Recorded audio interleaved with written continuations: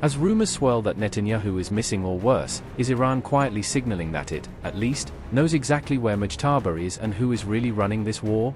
With fresh statements out of Tehran, is Iran trying to show the world that a new war command under Mojtaba Khamenei is firmly in place, not hiding in a bunker? So is Mojtaba hiding and wounded, as Washington claims, or ruling from the shadows, as Iran's foreign minister now insists in a bombshell interview? If Abbas Araghchi is right that the new supreme leader is safe and fully managing the situation, what does that mean for the next phase of Iran's response? As the IRGC vows to hunt child killer Netanyahu with full force if he is still alive, is Israel's own leader now the one being openly marked for elimination? Tehran is moving to quash rumors about Mojtaba Khamenei's health just as it steps up warnings to the west over the Strait of Hormuz.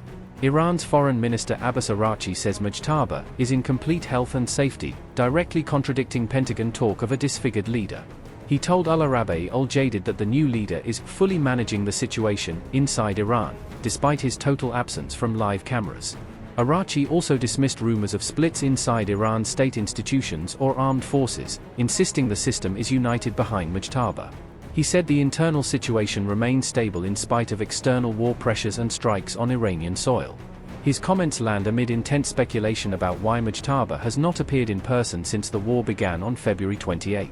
Trump has said he believes Mojtaba is alive but damaged, a phrase that has fueled rumors of serious injury. On March 13, U.S. War Secretary Pete Hegseth claimed Mojtaba was wounded and likely disfigured, portraying Iran's leadership as cowering underground. We know the new so-called not-so-supreme leader is wounded and likely disfigured. He put out a statement yesterday, a weak one, actually, but there was no voice and there was no video. It was a written statement. He called for unity. Apparently killing tens of thousands of protesters is his kind of unity. Iran has plenty of cameras and plenty of voice recorders. Why a written statement? I think you know why. His father, dead. He's scared, he's injured, he's on the run, and he lacks legitimacy. It's a mess for them.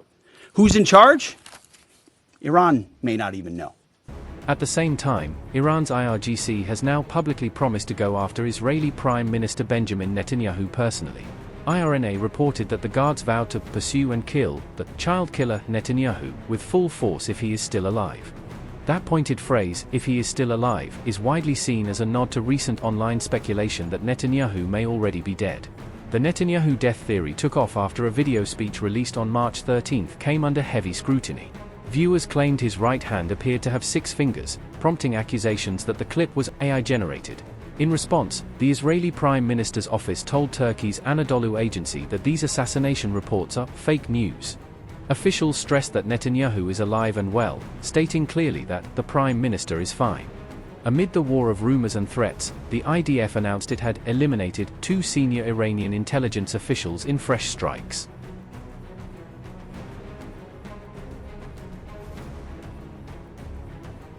Iran has now proposed a regional mechanism to probe recent attacks on Gulf states, according to Asia News.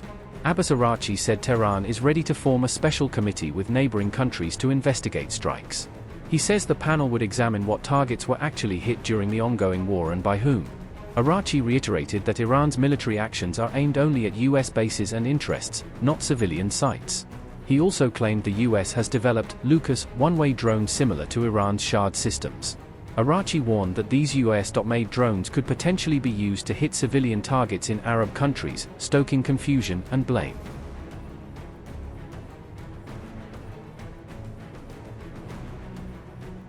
Araghchi has warned that any attempt to occupy Karg Island would be an even more serious mistake than simply attacking it from the air. He said the Strait of Hormuz remains open for global shipping, except, he added, for US and allied vessels. On March 14, Donald Trump urged other nations to deploy their own warships to help secure the strait. He named China, France, Japan, South Korea, and Britain as possible partners in a multinational naval force. Trump said US forces will continually shoot Iranian boats and ships out of the water if needed to keep Hormuz open.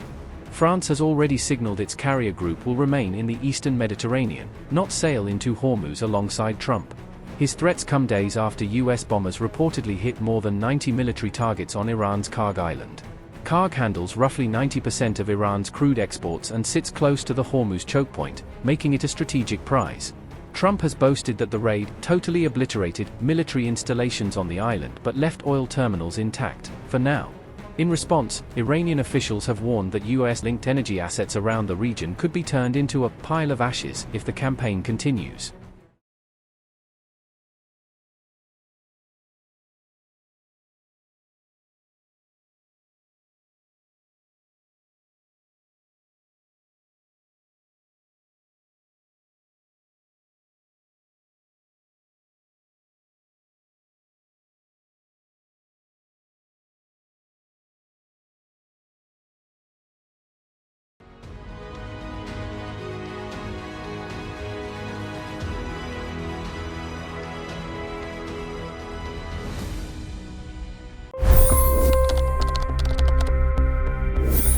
$25 crore गरीब गरीबी को परास्त करके बाहर निकले।